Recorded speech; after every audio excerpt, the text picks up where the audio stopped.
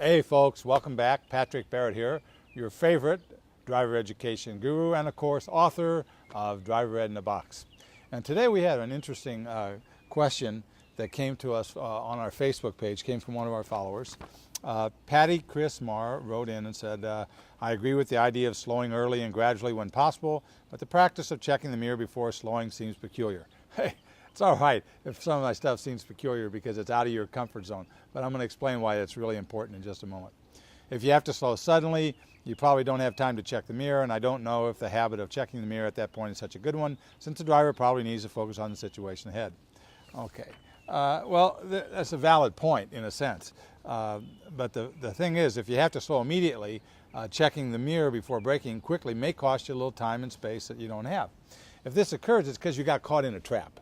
I mean, that's what happens. You either didn't look far enough ahead to see where the potential traps were and to minimize them, separate them, or avoid them, or you weren't moving your eyes, you didn't see a threat coming from the side, and so all of a sudden something popped out. Ooh, boy, you know, I'm closing in too fast, I got to stop quickly or slow quickly. So these are all avoidable, generally speaking. And the fact is that in most cases, you do want that habit of checking the mirror before you begin to brake. Now, actually, it's not before you brake as much as before you take your foot off the accelerator. And let's go back and understand the premise that this is based on. There's, four spaces where you have to try to control. Space to the front, the two space to the side, and the space to the rear. Which one do you have the most control over? That's right, the front, in case you weren't sure this was a clue. Okay, all right, so that's the one you have the most control over. And of course, if there's a threat in the front, that's what's going to cause you to brake. So by leaving additional following distance, more than most people do, 4, 5, or 6 seconds, whatever is appropriate for your situation, and by looking farther up ahead so you can see where the traps are, where they're likely to be traps, and how to slow way in advance to avoid the traps, either by slowing early or making a lane changing or taking a different route or warning the vehicles behind you that you're going to have to slow, you're going to prevent a lot of those situations. You're going to have that sudden stop. Okay, so if you're getting a lot of sudden stops, and the fact is you don't have enough open space in the front to begin with, probably, or you're not allowing for the risk of people stepping off a curb or communicating with them to let them know where you are.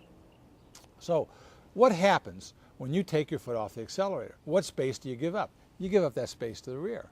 Now understand, that's a space you're giving up. Your vehicle's moving slower now, the vehicle behind you is coming in closer, and most drivers aren't sensitive to that adjustment of losing that space. They don't see your brakes coming on, they don't think you're slowing. Okay, so you check that mirror first. Why? Because before you give up that space to the rear, you want to know what that space is like. That's what it amounts to. You're trying to control the space as much as you can around your vehicle. And so to protect yourself from being tagged from the rear, you check that mirror before you take your foot off the accelerator. If you've got plenty of space, then good. You know that you can slow early, easily, gradually, no problem. If you check that space to the rear and you see some guy come on you real fast, you might have to tap the brakes just enough to warn that guy, hey, I'm going to be slowing here very soon because I'm making a turn or I'm slowing for a stop. Okay? Or you might decide, this isn't the place to be. This guy's coming way too fast, and I'm just going to make a lane change and get out of the way. Okay? So you can do those things, only if you see what's going on around behind you. You can't make those decisions if you don't have the information.